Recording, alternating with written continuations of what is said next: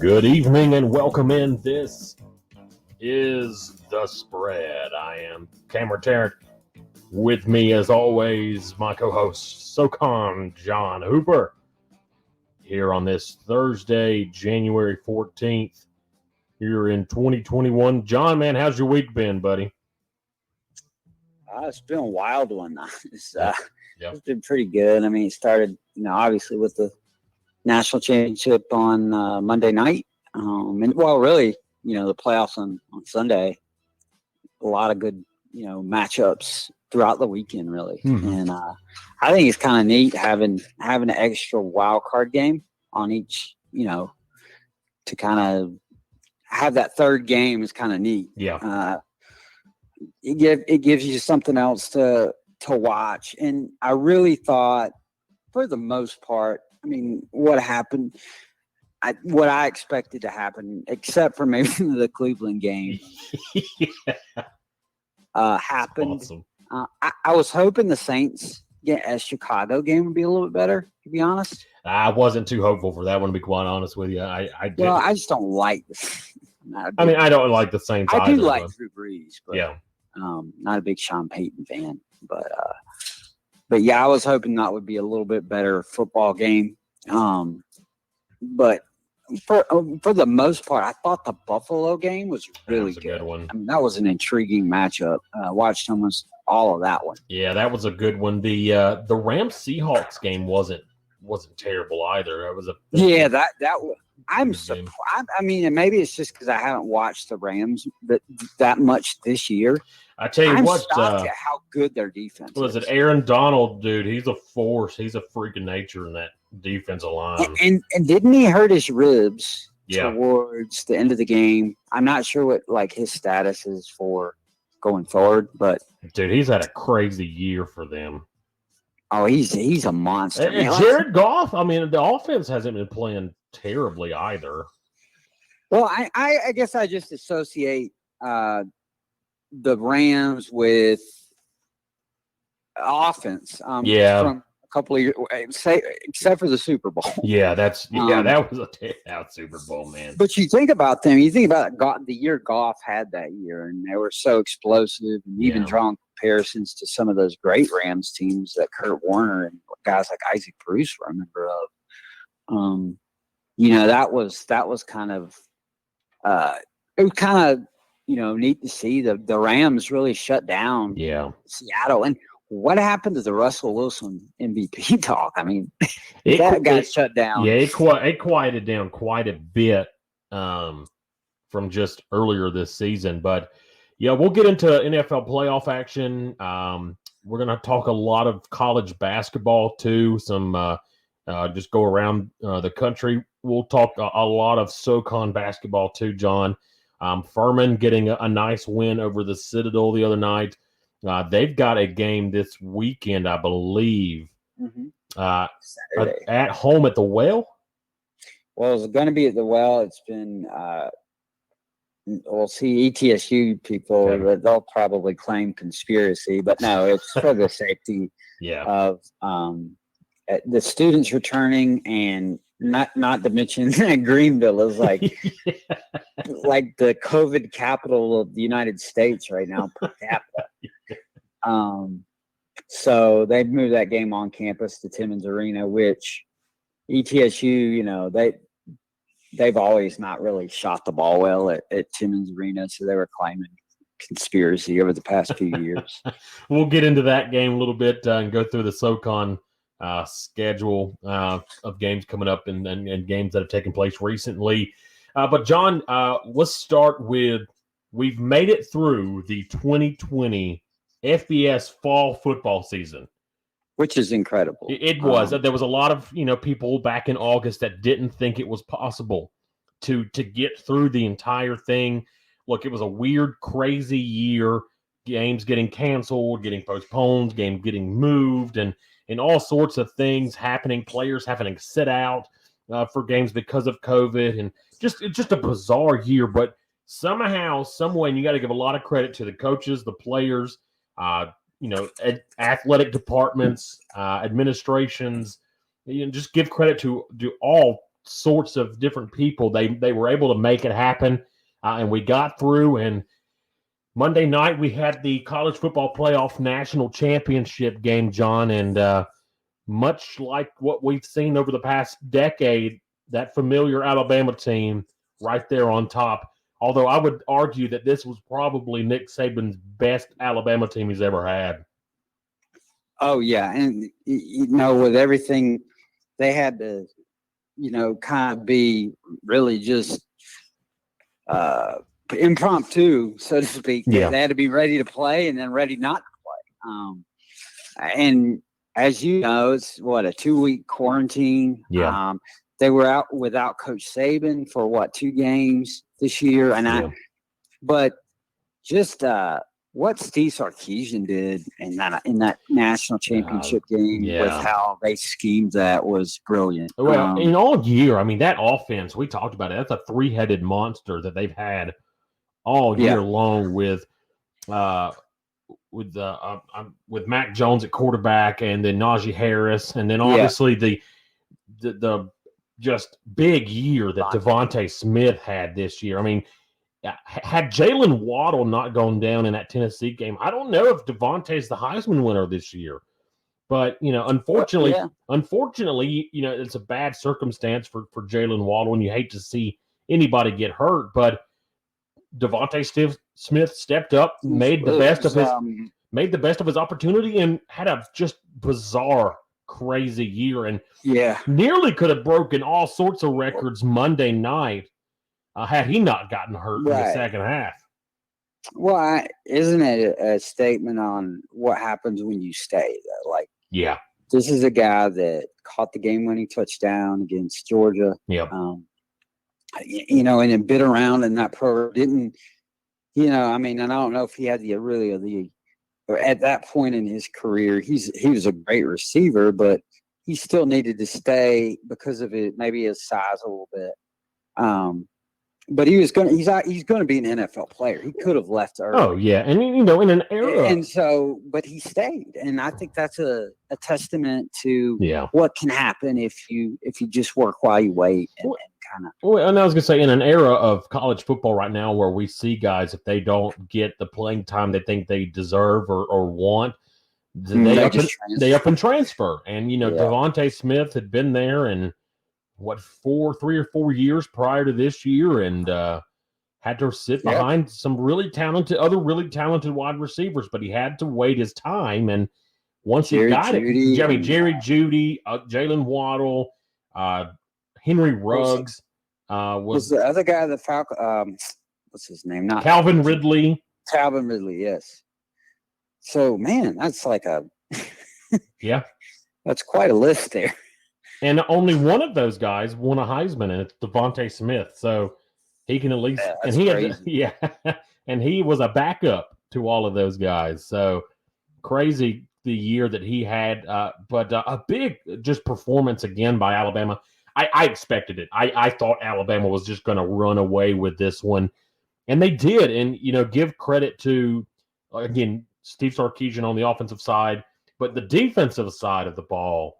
That was impressive, because if anything, Alabama's had some problems defensively this year, and they showed out. They had a great game plan. How about bringing a corner blitz on the second play of the game?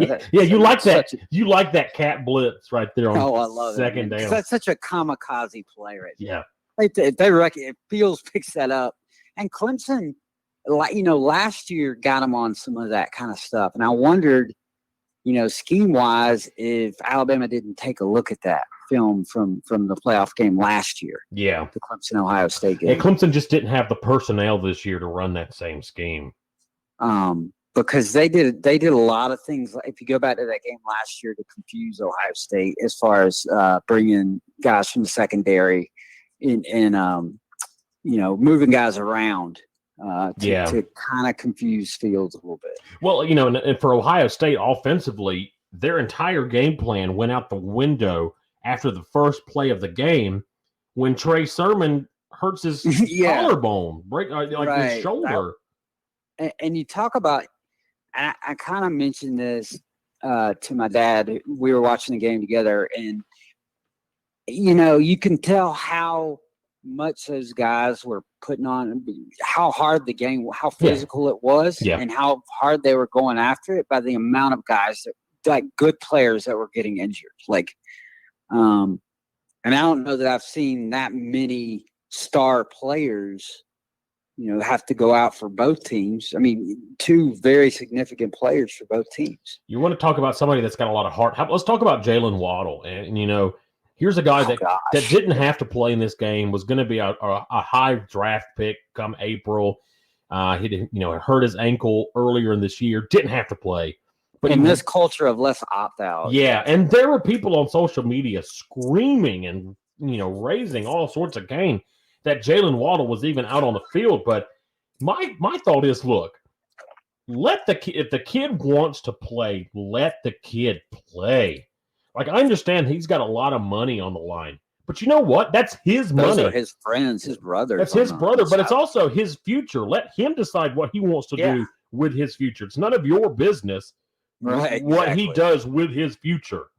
So, and if it were me, I think, it's easy to say this without millions of dollars there tomorrow. Right. I think I'd play because absolutely. You've been on the field with those guys for every game, and they're just not up and not, whether this year he'd been injured, but it says a lot more that he had been injured and was willing to come back. I mean, it's the national championship game. I mean, come on. I mean, you want to get out there and play in that game. And so, I give him a lot of credit for just stepping out there and wanting to play, being willing to play. You could tell he was not 100%. He was hurting, but he still got out there and made some big plays, made some contributions for that offense. But just wanted to kind of throw him out there. That's a great story in itself. How about the play of Justin Fields? It wasn't very, kind of a lackluster performance by Justin Fields, who had lit it up against Clemson, but kind of looks like the Justin Fields that we saw against Northwestern. A little bit, and you could tell that when they were bringing out in the first half of that game. I've never seen two teams blitz each other. I'm talking as much like on each side as those two teams did. I mean, it was like, and they weren't like just bringing one guy; they were bringing like the house on both sides of the ball. So it was like a really aggressive game plan. And the crazy thing is that Mac Jones was barely even getting touched. I know, and they were still bringing. I thought that was where the difference was when you lose a guy like maybe a little bit more experience, like a Sermon. Where so was it the guy that backed him up, Master T. Master T. He wasn't picking up any blitz, and I was just like, does this guy not know what he was doing, or like, is he just watching the game, or but I think it was just like I don't think it was that he was doing it on, he just hadn't been in that situation to where it's live action, and it's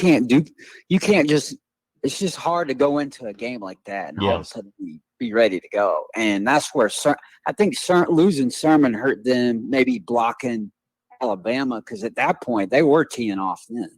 Well, and it definitely hurt the running game. That running game wasn't nearly. Max Teague had some nice runs here and there, but he's a good running back. But it wasn't nearly as the explosiveness wasn't there. As we had seen the past couple of weeks with Trey Sermon. But Alabama, another national championship for them. That's now 6 during the Nick Saban era. Nick Saban now passing Bear Bryant on the all-time national championship list as a head coach with 7, which is just crazy to think about. How about his comments at halftime? Did you see those? Where he's like, the scoreboard isn't a factor right now. Like he said it in a way that like he might run up the score if he got the opportunity. And I mean, honestly, he kind of did. I mean, 52-24. Dropping half 100 on somebody in a national championship game.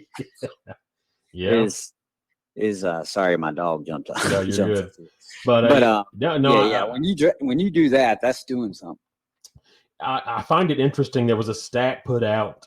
There's never been a Alabama recruit that has under Nick Saban that has not won a national championship. Every recruiting class has won a national championship, at least one. God, that's in a year where weird things have happened. Yeah. My gosh, or just Yeah. just unreal things like that. That's incredible. I'd like to go back and look at, maybe even go down to the FCS level and see if that's. I can't even think of, maybe. Well, here lately, North Dakota State. I mean, North Dakota State. I'm sure they could say that. Yeah. In the last decade. Well, if you go back to their Division II days, I think they had like 8 or 9 in that level. So that's probably happened like more there. But like, it's just crazy, man. It's crazy. It's crazy to be that dominant. Yeah. Level. As both Alabama and North Dakota State have been. And Clemson, for the FBS, I think the 3 teams that come to mind right off the bat, maybe you could say Oklahoma and LSU, but it's been Clemson, Alabama, Ohio State, right? Yeah, that's been it. And there's some talk that Oklahoma could potentially be that team next year, which is interesting. Oklahoma has never won a playoff game. Yeah, that's the crazy thing about it. They've been a lot. They're 0-4. They're 0-4 in the playoffs, which is just ridiculous. And what is that? A 3 seed is still never won? 3 seed is still never won. So maybe 2021 will be that year for be like the 5th time for the 3rd seed. 5th time's a charm. Yeah. All right, John. So that was the FBS season. Obviously, FCS football coming up in just a little over a month. Near the end of February, the FCS season going to get kicked off, especially here locally in the Southern Conference. We'll talk plenty of. We'll have plenty to talk about come this spring. But I'm really looking forward to. It's kind of weird how football season ends, but then football season's getting ready to just begin again. Yeah. But I'm looking forward to some spring college football. Yeah, it's going to be fun. Now about players, I think, returned to campus. Yeah. Around the league this week. So that was cool. I mean, I guess they're essentially going through summer workouts in the spring or in the winter. So, yeah. Yeah. Sure, it's weird. That's for sure. But I think, it's going to be neat having football. I mean, it really will be. I mean, it'll be chilly, so it'll be more like what they call football weather in the Midwest, maybe. But it's going to be interesting because normally, at the end of the season and the playoffs, it's cold. But this year, the playoffs are going to be in May, so it's right in Texas. May in Texas. Yeah, it's going to be warm there. We've got a real scorcher down here on the field level. It's 110 degrees. Yeah. And the humidity. That's yeah. Oh man, that's funny. No snow games. And if North Dakota State gets there in May, that'll be a whole new world. Yeah. They'll have to crank up the heat in the Fargo Dome to kind of simulate. Like they duplicate noise. They'll just turn on the heat in the Fargo Dome. Yeah. Be great. Coach, could you turn that down a little bit? I mean, I'm sweating right now. Yeah. Put some humidifiers in there. Make the linemen wear like the bison uniform for like a quarter in there or something. For a quarter of practice. Too funny. So FCS football just right around the corner. We're right in the thick of things with the NFL playoffs, John. We just had the wild card weekend last weekend, and it didn't disappoint. There were some pretty good games in this new wild card situation, setup that they've got with the 7 teams having 3 wild card games on for each conference. So 6 games all weekend last weekend, and there were some good ones. You mentioned a little bit ago that Colts and Bills game. I mean, what a great that was the first game of the weekend. What a great way to start the Buffalo Bills holding on and getting their first playoff win in 25 years against the Colts. That's incredible. How about Tampa Bay? How about give me Buffalo and give me Cleveland doing something they haven't all done in a long time? Win playoff. And look, hey, how about Taylor Heinicke for Washington? That guy put on a performance for the Washington football team against Tampa Bay. The former Walter Payton Award winner and Old Dominion Monarch. Yep. Taylor Heinicke. He used to be a Carolina Panther, and I wish they would have kept him. I think he's got a really strong arm. Yeah. Well, he's quick. He's quick. Yeah, dude. I was watching a little bit of that game, and he's got some agility, that's for sure, and some speed. You think he's better than Teddy Bridgewater? I mean, maybe. I mean, I don't know about his arm, but he's definitely got the elusiveness. He's, he was making plays that Lamar Jackson makes. Like, it was crazy. Right. He's fat. He's quick. Yeah, he is. I'd like to know what he runs the 40 in.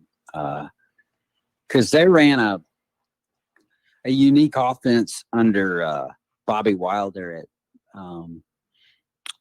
at Old Dominion that was kind of a hybrid type spread option offense that he got a lot of rushing yards in that offense, and just simply because he was fast. I mean,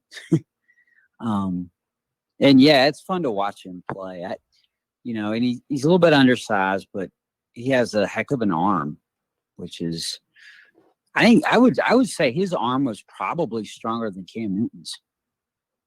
Yeah, Cam, I didn't really feel like Cam has a very strong arm, but he put on a show. He put Washington in a position to win that game, but unfortunately for him, really, Washington is mediocre. I mean, on paper they really didn't have any business being in that game, but they were 7-9. Yeah, they were a 7-9 division winner. But it's better than having like the 4 and whatever Philadelphia Eagles in there. Philadelphia, who just fired Doug Peterson this week. And Chicago defending the fact that they kept Matt Nagy as their coach. Who else? I feel like there's been some firings here recently. Well, I mean, there's some really strange ones. And then the coaches that were kept really odd.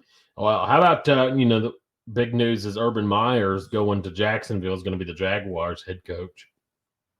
So my thing is, if they don't take Trevor Lawrence, he's probably going to be a Jet. I mean, I'm just guessing that probably he's going to take Fields. Well, and the Jets just got rid of Adam Gase, so I don't know who they're going to be looking for as a head coach now up in. I think I'd be running for the nearest exit if they were trying to interview.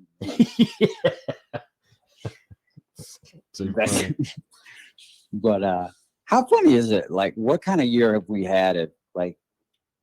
Look at where the Jets are now, and look at where Cleveland is now. Like, if you'd asked me, maybe before, I'll just say before Baker Mayfield got there, if I'd ever want to coach the Browns, no way. No, not at all. He's the right kind of, Johnny Manziel kind of had that cockiness to him, but he didn't really he couldn't stay out of frat parties. And stuff. But Baker Mayfield has that same kind of edge to him, but his work ethic in the way he's kind of brash, but he backs it up is kind of fits Cleveland. Well, and they've got some pieces around him now. You add Odell Beckham, you've got some other Jarvis Landry. You've got some players now around. They've got a quarterback, and now they've got some players around him as well. So, look, Cleveland's in a much better situation. If you would have told me, let's go back 15 years, and maybe not even that far. Let's go back 10. And you go back 10 years and you tell me that the Browns will be better than the Jets, and that was during a run. The Jets. That was Rex Ryan era. Yeah, where the Jets were making the playoffs and were getting to AFC Championship games, right, and then getting smoked by the Patriots and but they were still at least getting there. Yeah, exactly. So, I don't know. It's crazy to think about, but speaking of Cleveland, I think got the biggest win of the weekend last weekend with winning over Pittsburgh, and what a just absolute implosion by the Steelers in their second half of the year. Yeah, what happened to them? I wonder if that's not a locker room thing, like if they didn't have like a bad locker room. I felt like they got rid of that maybe. Yeah. With Antonio Brown or whatever, but it's I don't know what the issue is there. I feel like Ben Roethlisberger's really a good leader. I don't know much, but it seems like that team maybe doesn't get along or something. Yeah, I don't know. What was weird? You don't have to get along. I shouldn't say that. You don't have to get along, but you have to get along on the field. Yeah, you don't have to get along off the field, but you know what I mean. You have to. Professional sports is a lot different than college in that way. And look, if you're Pittsburgh, if you could go back and just get rid of that first quarter, they outscored the Browns 37-20 in the other three quarters. But because at that point, you're figuring, well, Cleveland's probably human nature is to kind of take the foot off the gas. Yeah. They gave up 28 points. And the first play of the game was a snap over Roethlisberger's head. The unforced errors, I think, are what killed Pittsburgh. Pittsburgh fans just better be glad that they didn't have to fork out a bunch of money this year to sit in the stands and watch them lose like that. Can you imagine what they're probably saying about, we don't know the future of Mike Tomlin. Look, I like Mike Tomlin, but I do too. The Steelers have not done anything of significance in several years. What year was it? Was it 2010 or 11 they won their last? Yeah, I think they won it. I think it was 2009, that Cardinals game. The Pittsburgh, Arizona. That's right. I think it was 2009, or it might have been 10. It was 2010. And then ever since they lost to the Packers in 2011, it's like they haven't been right. They've been all right. They've won the division pretty much every year. That was the year the Packers had Aaron Rodgers had a spectacular game that that was kind of his Hall of Fame moment. I call it.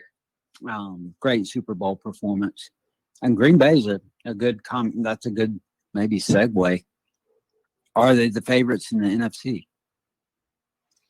I think either we kind of touched on this the other day, but I think either them or the Saints. I think it's going to be a Green Bay New Orleans NFC Championship game, and look, that'll move us into that moves us into this weekend, the divisional round, and there's some interesting matchups here. Obviously in the NFC, you've got a division rivalry in Tampa Bay and New Orleans going up against each other. Great game, great. The third time I guess they'll play this year. Yeah, and I think they're 1-1. I think they're one. I think they've split. I think they're 1-1. Both close games though, weren't they? Yeah, they were. And anytime you've got Tom Brady, anytime you've got Tom Brady on the opposing sideline, it's never going to be easy. You're going to have to play one of your best games. But I don't know, man. I like Drew Brees. Look, both guys are over 40 years old now. Isn't that crazy? We have two quarterbacks in the playoffs over 40 years old. That's kind of crazy. And what did we see? How old's Phillip Rivers? He's got to be in his 40s by now too. But I mean, has he ever won a playoff game? I don't know if he's. That's a good question because the Chargers, it seems like they never won. No, and he's with he's with Indianapolis right now. yeah, and they just lost to Buffalo. Yeah, and then the other game, did we really even? We didn't touch on the Baltimore-Tennessee game. That was a weird. And did you see the ending of that game? What a bad decision, head coaching decision Matt, by Tennessee. The former Patriot player.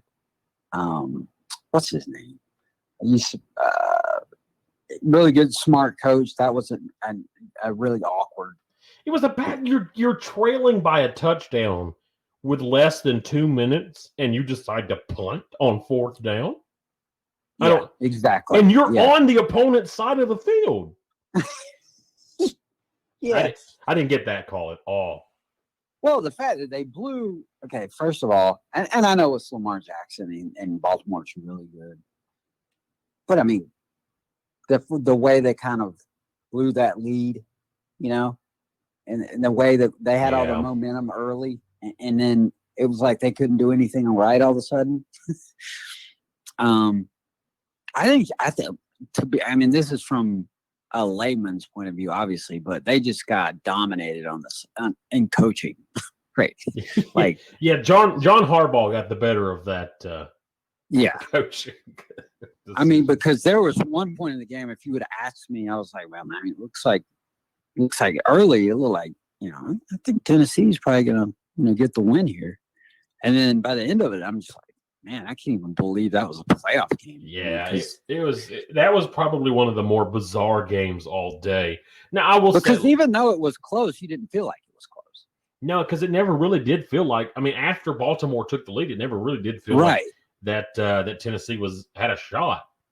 That's what I mean. I felt like it was a blow. Like it felt like a blowout, but it wasn't. And look, give Baltimore a lot of credit. They've done something. They did something that a lot of people haven't been able to do. And that sort of contained Derrick Henry a little bit, and try to force Ryan Tannehill to win games with his arm, which he doesn't do. That's just not him. No, and he's not that kind of quarterback. No. He kind of reminds me of a Fitzmagic. He's a journeyman quarterback. Played wide receiver a little bit. I think Texas A&M. Steve Berline. Right. Steve Berline. Yeah, that's a good one. Jake Delhomme. Jake Delhomme.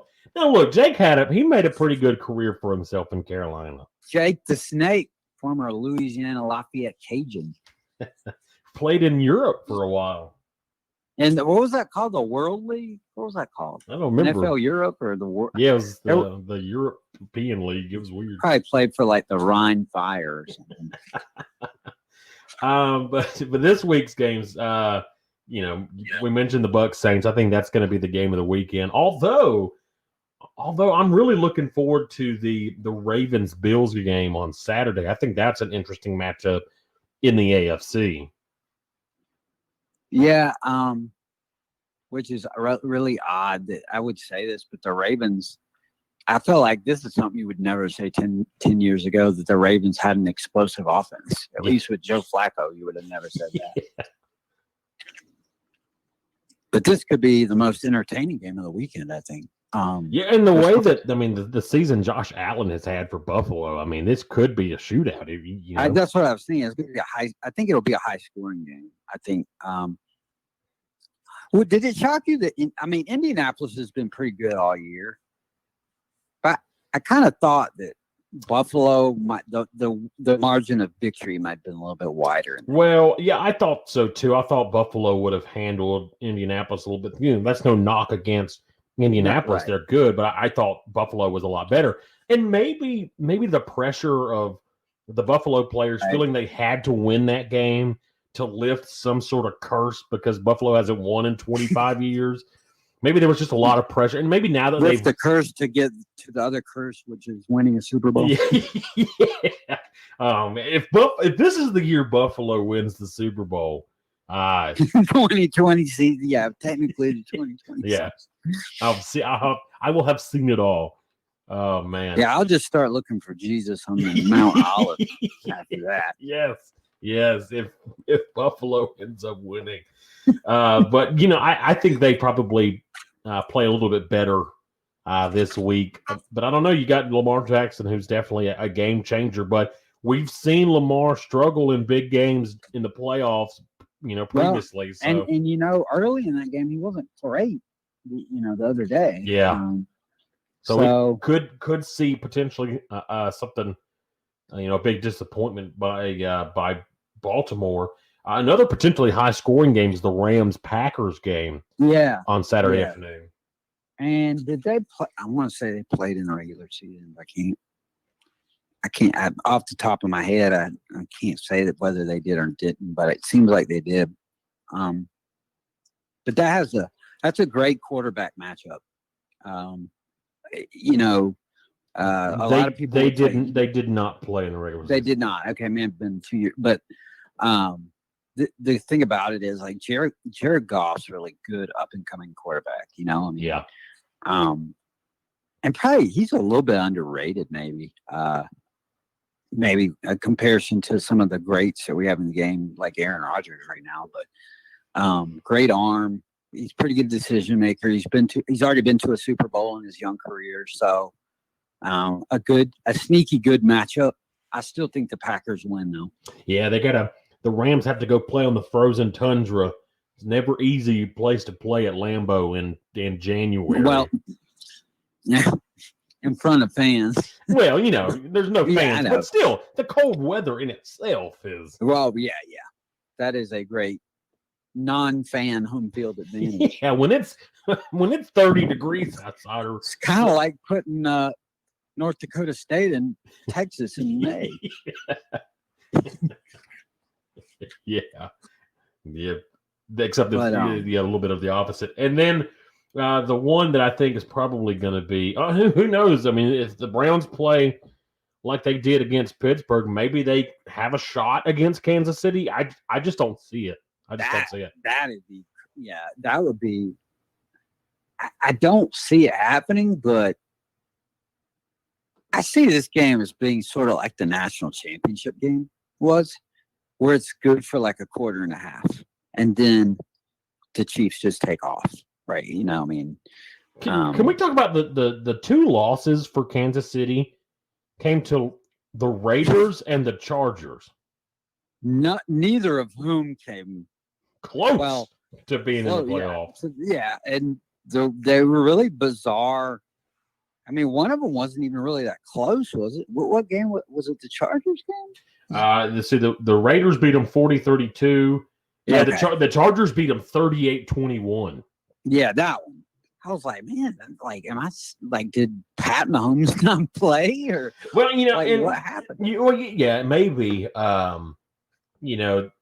was the final week of the regular season. Right. Maybe Kansas City was looking forward to the postseason a little bit. Right. Rested some of their guys, but still, I'm pretty sure that's what. But still, I mean, you'd think even with their second string guys or most reserve guys they'd still be able to handle the Chargers. But it's going to be interesting. I'm not going to read much into that. I still think they're the best team in the NFL. Yeah, I do too. I think it's going to be hard for anybody to compete with them in the AFC. I just think they're the best team. Do you get the feeling that there's a next New England? But they're scary good. I don't remember New England was always scary because of their obviously Tom Brady, but you got to think when New England was winning there in the early 2000s, it was their defense that was so scary good. Right, their D-line was awesome. He had Will Fork and and then Brewski at linebacker. I mean, they had some monsters on that defense. It's a little different it's a different beast that you're dealing with because you've got an offense that I haven't seen anybody stop this offense. What about a playoff without New England? Is that not weird to you? It is weird. Well, it's been weird seeing Tom Brady in a different jersey all year. Right. But if you would have told me that one of those wouldn't make the playoffs, I'd have been like, no, I think both of them would be there. Yeah. Well, Cam Newton, it was a miserable year in New England for them, and first time in a long time that we won't see New England in the playoffs, and Bill Belichick. I wonder what Bill Belichick. It's like 2000, maybe. It's not 2002. Wait, no, it was like no. What was that? No, year? it was the Matt Castle year where they won 11 games. Yeah, I think it was like 08 or 09. Yep, when Brady tore his ACL or something. Mm-hmm. Yep. And they were like, how did a team with 11 wins not get in the playoffs? Because I'm pretty sure the Jets ended up winning the division that year, didn't they? Right. Mm-hmm. That was back when the Jets were good. Mark Sanchez. the butt fumble. The Jets will always be known for Wouldn't the it be butt fumble. horrible to be remembered as the guy that had the butt fumble? But the Jets have really started just being awful ever since they changed their uniforms. Gino, what was it? From West Virginia, Smith. ended up being an absolute bust as a quarterback. Yeah, they've drafted a bunch of quarterbacks. You remember when Brett Favre played for the Jets? God, yes. Now that is a blast from the past. He was there for what, one season? One season. They were what, 8-8, I think.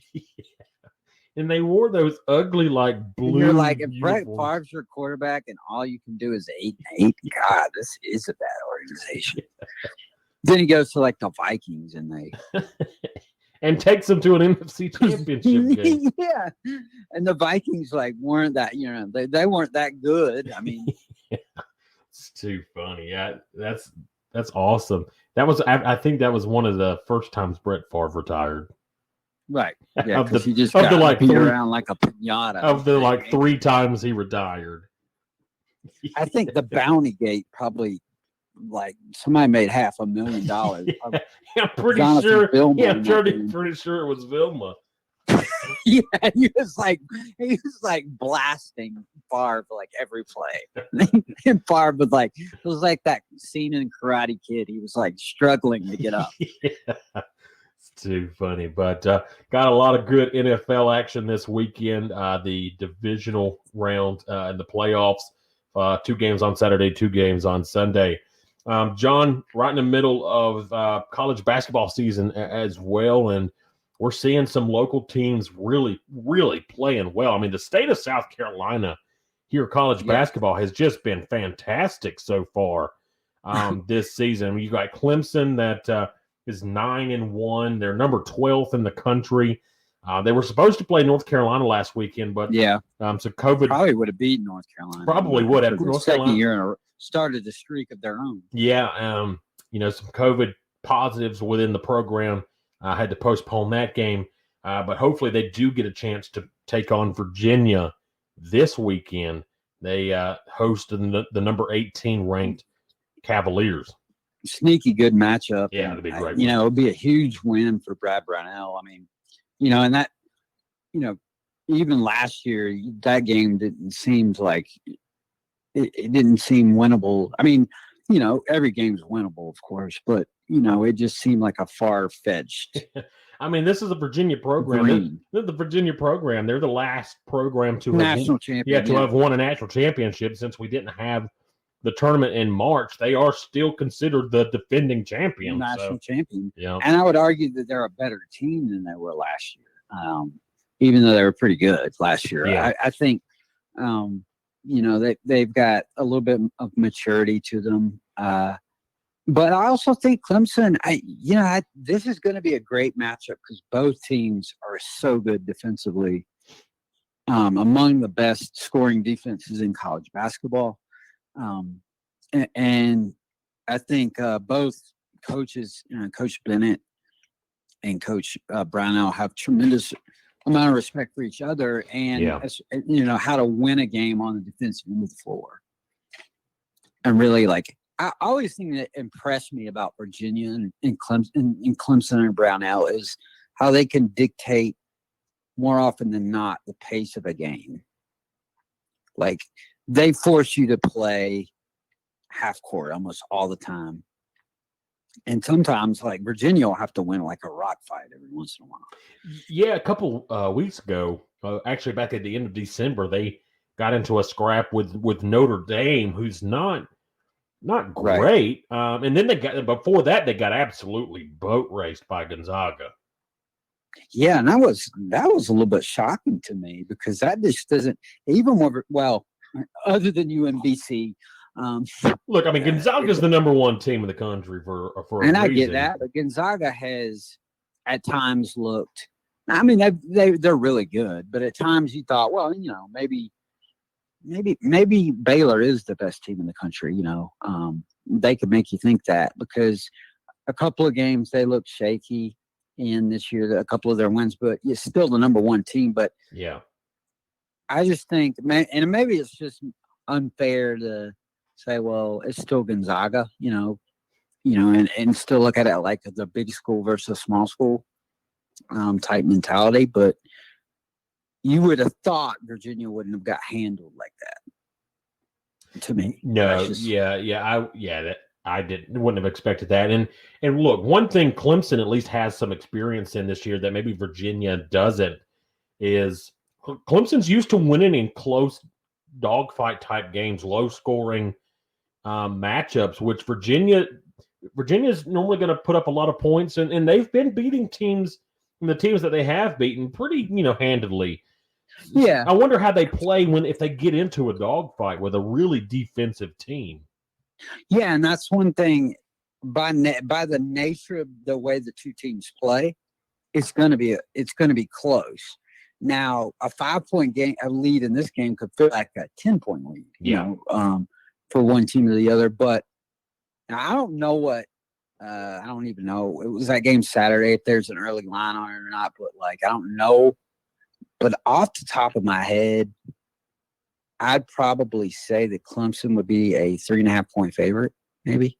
Yeah, there's not a line that I can see. But I'm guessing that's what they'll start at. Because Clemson's what, 18, 19? Clemson's 12th now. Virginia's 18th. Yeah, that's right. Virginia's 19th. So I would say Clemson would start off a 3.5-point favorite. And then the game's at Little John, which is helpful for Clemson. They've been playing really well when they're at home. Mm-hmm. Right. So that's my guess. And I think Clemson wins the basketball game. Is that game? Yeah. Is that an ESPN game? It is ESPN 6 p.m. on Saturday. Okay, so that's one of the primetime matchups. Then it should be a good one. How about this? Has this ever happened? I'm sure it has, maybe. But have Clemson and Furman ever been on ESPN on the same day? Like in a national televised game, like during the regular season? I don't know. Is the Furman ETSU game? It's on ESPNU. Wow. At the what time is the Furman game? That one's at 4, so it'd be like back to back. Back to back. That'd be awesome. No, that's crazy, right? That is crazy. And that's a good segue. Furman, man, they've been playing lights out this year. Ever since that they had that 3-game stretch there with those 3 losses. Yeah. But they've played. Well, I mean, I don't feel so bad about the Alabama game now. Yeah, Alabama's good. They're very when they good. Destroyed Kentucky. I'm pretty sure Furman would have beaten Kentucky. Yeah. I think the only one probably I'm sure they wish they had that game back. They had Alabama on the ropes. Yeah. But I'm sure they really would love to have the Cincinnati game back. Cincinnati, I feel like and this is giving Winthrop a lot of credit because I think they're probably the second best team Furman's played. Yeah. I'd put Cincinnati third. I think if Furman had that one to do over, I think they probably would win against Cincinnati. That's just a guess on my part. I think the Winthrop game.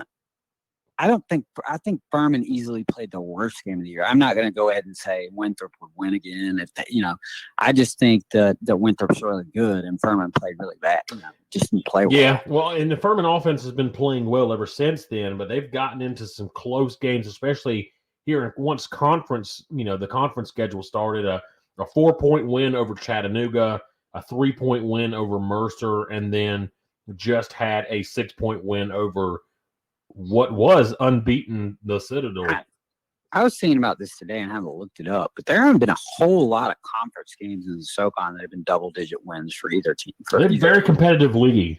Very competitive league. Even if you look back to last night, where Mercer was down by 19, or Chattanooga was down by 19 and came back and won in that game. Wofford and BMI went back and forth the whole game until Storm Murphy hits a shot late. So I'm trying to think, maybe the Sanford BMI game's one I could think of that was double digits. ETSU's win at UNCG, which is bizarre, I think was 10 points. But not a whole lot of double-digit games. And, Furman's – I think Furman, and people will say, well, they don't have the depth to win and, whatever in Asheville, but, they're good starting five. Yeah, but, of course you're going to get in foul trouble. But I think it's – people oftentimes look at that stat wrong because it's not often about point production. It's about valuable minutes. Yeah.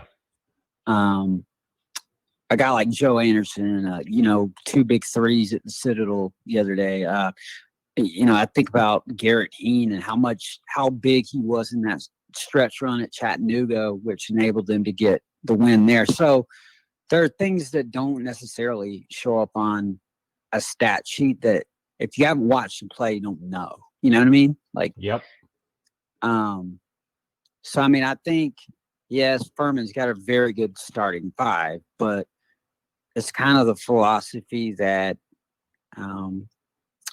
that's you have a choice to go out and, do what some schools do, and that's get a lot of guys and play a lot of guys, or you have a program like Furman and you keep that connection and culture there where you're kind of bringing guys. I think about the Burns football program used to be, where they would just kind of bring guys up together. Yeah. If that makes sense. Yep. And they mature together. And that's kind of what happens at Furman, I think. And a little bit at Wofford too, although they do take a few transfers. I think more out of necessity maybe than the identity of their program. And then other schools, make that their identity. I think VMI and Furman are the only two that don't have a transfer on their roster in SoCon. It's interesting. And they got a big game. Furman's got a big game with ETSU this weekend, like you mentioned. Both teams undefeated in conference play. So one of these teams will be the last team standing, so to speak, as an undefeated in the regular season conference play. But ETSU coming off a nice performance over UNC Greensboro, also a win over Western Carolina. They're really good too. They are. I know they struggled early, but that was more because they just hadn't had time together. And this, this is crazy. I think they had a COVID shutdown or two of them right before the season. So they didn't even really get to practice before they played Abilene, who's really good. And so that's a team that they're only going to get better because they've got a lot of big time transfers. Like Darius Brewer, he could probably be player of the year in a lot of conferences, mid-major conferences. He's that good of a transfer. And he's got his brother who plays in the paint. He's really athletic, Ty Brewer.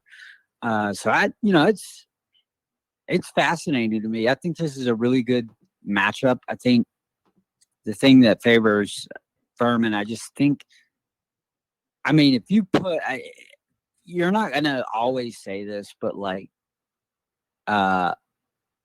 Furman's starting five is just really good. They're sort of like the Wofford starting five of a couple of years ago. Now Wofford had a couple guys that came off the bench that were veteran and contributed, but I also think that Furman has that ability if they need that to happen, it can, if that makes sense. Yeah. But to be quite honest, the only game I can say that they really needed it to happen and it didn't is the Alabama game. And that's when Clay Mounts, if you remember, fouled out. Yep. And Alabama's really, I mean, Furman should have won that basketball game, but Alabama's really good. And, Furman's not going to see a team unless they, go all the way to the NCAA tournament. They're not going to see a team on their regular season schedule that good again. I mean, that's talented. Yeah, no, I completely agree with you there. There's a little bit of Jonathan, if you want to kind of go into it, a little bit of an interesting new development, though, with this game. Some talk has been made by some ETSU radio people that has added an extra bit of interest in this basketball game on Saturday. Right, yeah, it's good guys over there. My friend Jay Sandos, who, and he's right to a certain extent. He says that until Furman proves that they can win a tournament with basically, he called them kind of top heavy team, that he'll believe it when he sees it, so to speak, which, I mean, that's fair. I think Furman has been the team that's been really good in the regular season, and really since 2015 has, hit a roadblock, or in the SoCon tournament, the semifinals a couple of years. I know ETSU beat them 1 year, and I think, or 2 years, and I think UNCG beat them once. So that being said, ETSU's, I think really, really talented. But right now, I mean, I've seen every team in the league. I think it's going to be competitive in Asheville. And, while this is the best Furman team I've seen in my lifetime. That doesn't mean they'll win the tournament. But, I don't think, you look back over the years, and I was looking back at some stuff earlier. I think that there's a teams that have won tournaments. I think about the 1983, I guess, NC State Wolfpack was a team that was like that. They only played 5 to 7 guys. Yeah. But they won a national championship under Jim Valvano. So, I mean, there's some guys that, there's been teams that have that kind of breakdown statistically and can go on and win a conference tournament. I think it's a misnomer a little bit to look at stats and say, well, only 5 or 6 guys produce for them, so that must be, what happens all the time. But, you got to remember, I think Clay Mounts is the only time they've really been asked to do that is, when someone like Clay Mounts, who was on fire, fouls out at Alabama so early. Every other time they've had guys step up like Garrett Heenan.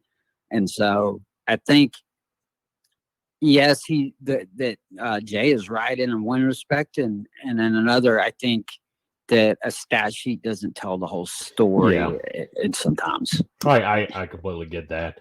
So a big game for both teams coming up on Saturday. John, so far early on throughout this basketball season and early on into SoCon play, what's your biggest surprise, biggest takeaway? I looked down at the bottom down there. You got a Mercer team that was off to a really good start in their non-conference slate, and then has since hit a wall going 0-3 in conference games. Yeah, I mean, it's such a different dynamic when you start conference play. And I don't know I can't really tell you what the reason for that is, but it's funny because, Chattanooga is a perfect example. They beat UAB, and UAB's only loss is to Chattanooga, which, is kind of fascinating to me. UNCG, I still think they're going to be really good, which they're playing right now, I believe. Going to check on the score of that game. They're playing Sanford. tonight, and that's an interesting subject as well, because that game, both of those games are actually being played in Birmingham. They're just going to go ahead and stay down there and play again, I think, Saturday for that game. Yeah, and UNCG up 36-31 at the half.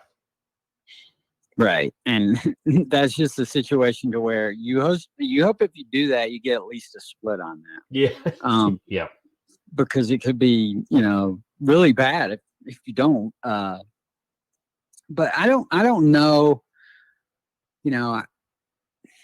Mercer is a really interesting story because they were so good, and they were really good in non-conference play, but they had their point guard, Neftali Alvarez, and then they didn't have him a couple games, and then he was back last night, and it looked like they were going to win. And then all of a sudden, Chattanooga just makes this huge charge. And I think that team, I don't want to say that maybe like we had – that's sort of like North Carolina in football a little bit. Was it fair to them to expect that much that fast? You know what I mean? Yeah.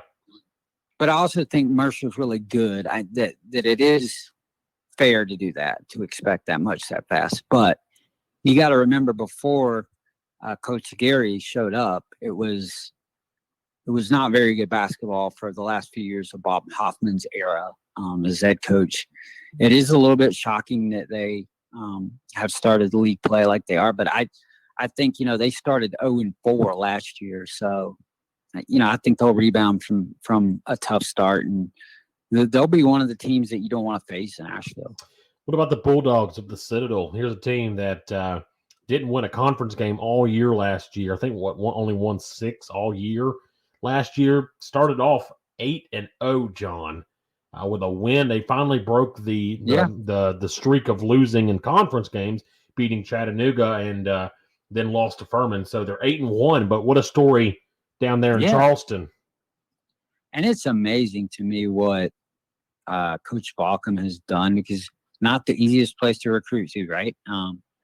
They play a style of basketball which gives them an opportunity to win every time they take the floor. And let's be honest, the Hayden Brown kid who played at Burns is a very good basketball player. Caden Rice, I felt like he couldn't miss yesterday. Is shooting an unbelievable percentage from 3-point range this year. And they've just got guys like Stephen Clark. He's not a very big guy, but he's so athletic and is really good timing on shot blocks. And they just got some pieces and are healthy now. I mean, they only had 7 players that dressed last year, and I don't care how talented you are. I just get through with saying how talented Furman was, but it's tough, to have that just for a whole season. You think about most of the season only having 7 guys.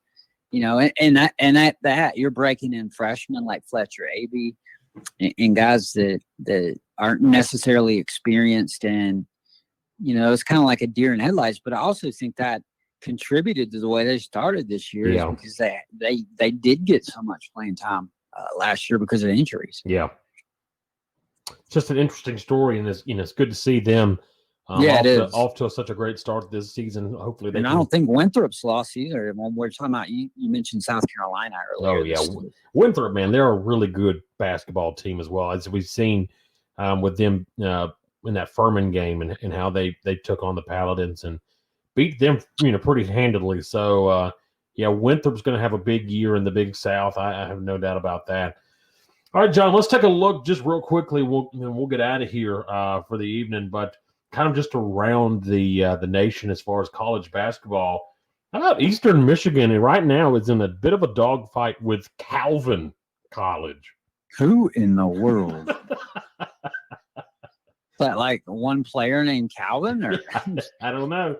33-31 Eastern Michigan up on Calvin College. You gotta hope that that Earl Boykins is somewhere and you'll want to Google that name because it's he was one of the great small point guards. Oh yeah, I know who Earl Boykins is. Beat Duke, I think, that year that Chris Collins shed a tear or two. He's the second shortest player in NBA history.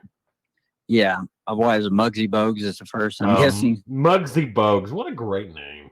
What a good player. Played at Wake Forest. Yeah, which gets us back to Steve Forbes. No, I'm just kidding. But no, Calvin College. I'm trying to find out what division that is. Well, ESPN's not even pulling them up, so that should tell you something. Is it not? Is it one of those that doesn't have a logo? I love. Yes, it's one of those that doesn't have a logo. It's like the grayed out. Just what is it? Yes, exactly. It's in Ypsilanti tonight. It is. I guess that's Ypsilanti. Ypsilanti. I always say it wrong. Eastern Michigan, 3-4. They do play in a. Did you know that? Wait, what? Hold on. It says they're 3-4 in like the headline of this, and then it says, "Did you know Eastern Michigan went 6-3 out of conference competition last year?" Well, no, I didn't, but why would I care? Like if they went 3-4, this year. I mean, like. Fun fact. That kind of sounds like, look how bad we've gotten. We went 3-4 this year. Like, little. How about this? Fact. The Eagles scored in that season only in a 6-3 season. Wow, who did they play? They only played 9 games. No, they went 6-3 out of conference. Oh, okay. Okay, so I'm assuming that means like 2019-20, but they only scored 58.8 points per game. That's awful. What were the other teams scoring, like 40? I mean, like some hardcore defense played by the Eagles there. Well, they may get beat tonight, by Calvin. And that would be you talk about the lows of lows in Eastern Michigan basketball. That would be one of them. Got a good one cooking over in the Big Ten, Purdue and Indiana. How about that Indiana-Wisconsin game from the other night, John? That was a great game. I love that game. Indiana's really – they're kind of under the radar. I know it's weird to say they're under the radar, but like that conference is just so good. Like the Big Ten, I honestly think probably the national champion will come from the Big Ten this year. As good as Baylor is, as good as Gonzaga is, I think to me the best teams in the nation are in the Big Ten. Michigan. Who do you like? Really. I was going to say, do you like Michigan, Michigan State? Who do you like out of the Big Ten? I like Michigan or Michigan State, or my outside dark horse would be Illinois. Because of the size they got inside. Illinois is good. I watched that Illinois-Baylor game, though, and Baylor put it on them pretty good. Yeah, and I think even Baylor would be even – I would have them in there. I actually think that Gonzaga – is probably my 4th or 5th team in that. You think Gonzaga's a little overrated? I do, and I say that as a mid-major basketball fan. Yeah. I say that, but I just think Baylor is so good. I think those 3 or 4 teams that I mentioned, especially the Big Ten schools, I feel like they played. I want to say Michigan played Gonzaga last year and beat them. In what was that tournament? The Battle for Atlantis, when they won that tournament and got all the way to like number 1 in the country. At the beginning of the year, they started like 11-0 or 9-0 or something like that. And so I think I think that's a very good back. I think Juwan Howard and having him was while they made such a wrong hire, maybe in Harbaugh. They made such a right hire with Juwan Howard, and Michigan likes to hire coaches that used to play there, which and it was kind of I thought they were wrong for ever taking the banners down, from the Fab Five era. I mean, that's not really fair to like say that. Why did they take the banners down? Was it because right? Why did they take them down? Was it because they had to forfeit those games? Oh, that's but right. That's right. They basically, it's like they didn't play those seasons, but like those players still played those games. Like you don't not acknowledge the fact that Jalen Rose and those guys came there, and they not only did they come there, but they made college basketball history. I mean, that's one reason to leave them up. And they could have nearly won a national championship. Right. I mean, Louisville's probably not taking down their national championship when they ironically beat Michigan, and they had all that riffraff going on in their program. What I mean? Like, so, I mean, those players, we still talk about that team, but it's like the schools, like they erased it from the record books. I don't know what good that does. I don't think it. I think you just put like something in the media. I think you include all that stuff, and I still think you include that their jerseys in the rafters. I don't see in the champion, the Big Ten championships. There was some wrongdoing, but that's not really. That's not something the school should do, in my opinion. Yeah, no, I mean, I could see your point there. But by hiring Juwan Howard, I think some of that was forgiven. I think. Yeah. Which I think was a good move. I still I feel like Jalen Rose still maybe has a little bit of animosity towards the university just for all of that. But yeah, I mean, Juwan Howard's they've done a great job at Michigan, and yeah, I agree with you. Michigan may just be one of the best teams in the country this year. How about here locally, John? Charleston Southern falls to 1-10 on the year, 0-7 in the Big South after losing to UNC Asheville today. Yeah, that's an interesting matchup. And not just losing, they lost by almost 40 points. Oh wow. 92-54. Here's an interesting fact. The coach Mike Morrell at UNC Asheville and Furman coach Bob Ritchie were an assistant. They both got their starts at Charleston Southern as assistant under Barkley Radeball, the head coach at Charleston Southern now. So that was kind of a mentor-pupil matchup tonight, where I guess the pupil got the 40-point win. How about this name? One of Charleston Southern's leading performer tonight was Philandrous Fleming. Yes, he's a great player, by the way. Philandrous Fleming. What a name. Yeah, and they were like, I want to say let me go, if you want to Google this too to back me up, but I want to say that in the Big South preseason poll, they were picked third, I believe, or third or fourth, Charleston Southern, which is really shocking that they would be 1-10 at this point, because they had a lot of production returning. They were picked third behind Winthrop and UNC Asheville. Isn't that crazy? Like, isn't that nuts? To me, that's crazy, because, I don't have their schedule right in front of me, but 1-10 just seems like almost unbelievable. And 0-7 in conference play. If you remember, they got off to a similar start, not quite 1-10, but then they beat Missouri out of nowhere last year. And Missouri was undefeated right now. They have not beaten a D1 school this year. Their only win was against Carver Bible College, who seems to just be losing to everyone in the Southeast these days. That is shocking to me. That, like, who else was on their non-conference schedule? They lost to North Carolina State, Eastern Kentucky, North Carolina A&T, and St. Andrews. Nope, sorry, that game was canceled. My bad. That game was canceled. Okay. I was going to say. So they only played 4 non-conference. So and they're 0-7, and that's the Big South's doing the thing where they do 2 games at a different site. I mean, like sort of like a series or whatever. But I'm surprised. I just thought, I think they had 4 or 5, or they may have had all 5 starters returning.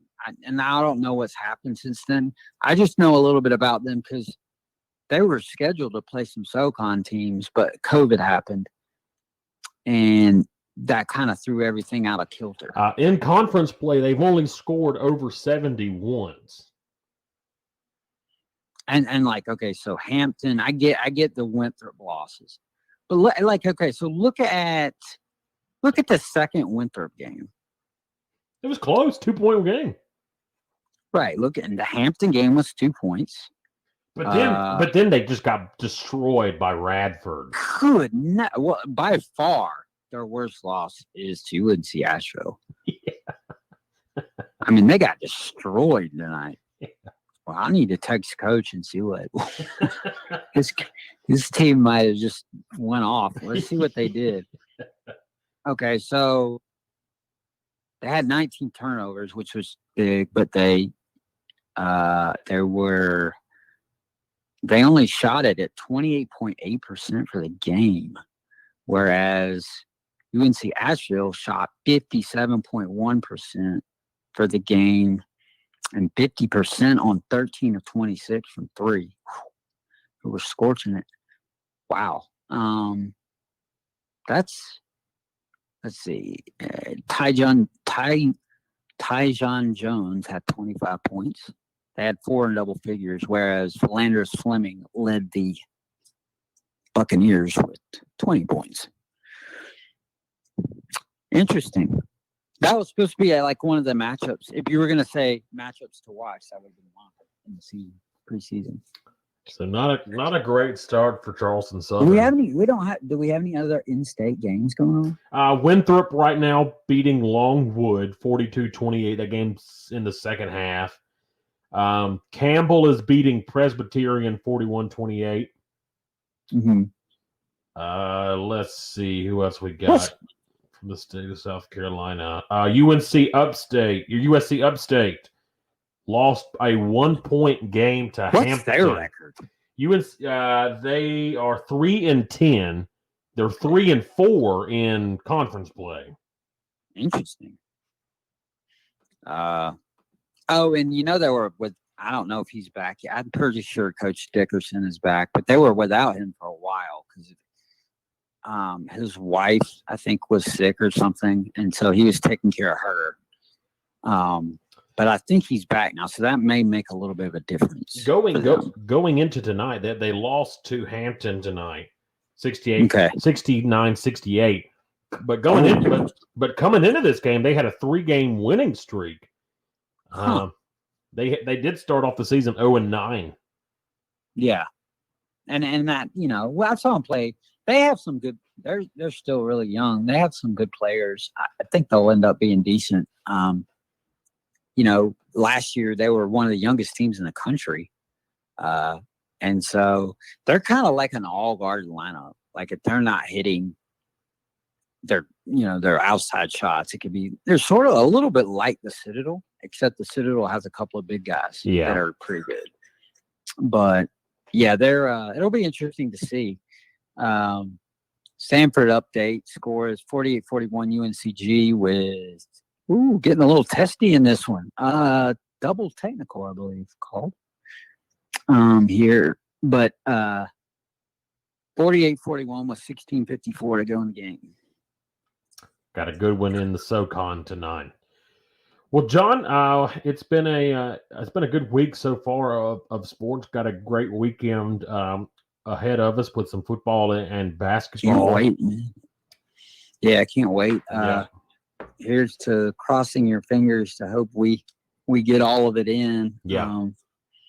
But I think it's good to kind of get that college football season played. Now we know we can do it, so there's no excuse that they say that. Yep. The SoCon or these FCS schools can't do it. So. Yep, we've seen it. It's been done. Now hopefully we can get through basketball season and then get through the spring football season, and then who knows? Maybe by next fall there'll be some sort of normalcy. Yeah, yeah. Jeez, Something. Gotta hope. Something's got to give. I mean, Yeah. eventually they got to figure. I mean, these guys get paid the big bucks to figure this stuff out. Eventually, they got to figure it out, right? Yeah, you'd think so. You would think so. But looking forward to this weekend, John. We'll get back at it. Try on Sunday evening and kind of recap, kind of go over everything, and just talk about what all took place over the weekend. But looking forward to some great sports action, NFL, basketball, upcoming in the next couple of days. Yeah, man, can't wait, and I look forward to getting back to it. I guess Thursday night or Sunday afternoon. Yeah, Sunday afternoon. For SoCon John Hooper, this is Cameron Tarrant for another episode of The Spread.